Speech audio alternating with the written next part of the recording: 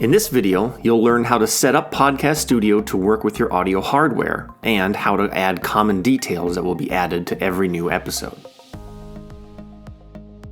Start by selecting Preferences from the Podcast Studio menu, which will present the Preferences window. The audio pane allows you to set up the audio devices to use for recording and playback. This table lists all of the connected audio devices that can be used with microphones and headphones. Select any and all devices you want to use for monitoring and recording.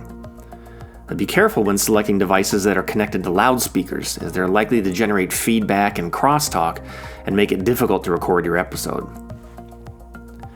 This pop-up selects the audio device to use for playback.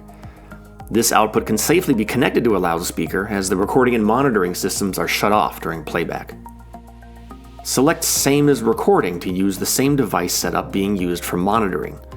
Select this if you want remote participants to be able to hear the playback. The Details pane contains metadata about your podcast that will be copied into every new episode you create. The details can be changed in each episode individually, but changes made there will not affect the values stored here. All of the fields are optional but highly recommended, as they help potential listeners find your podcast.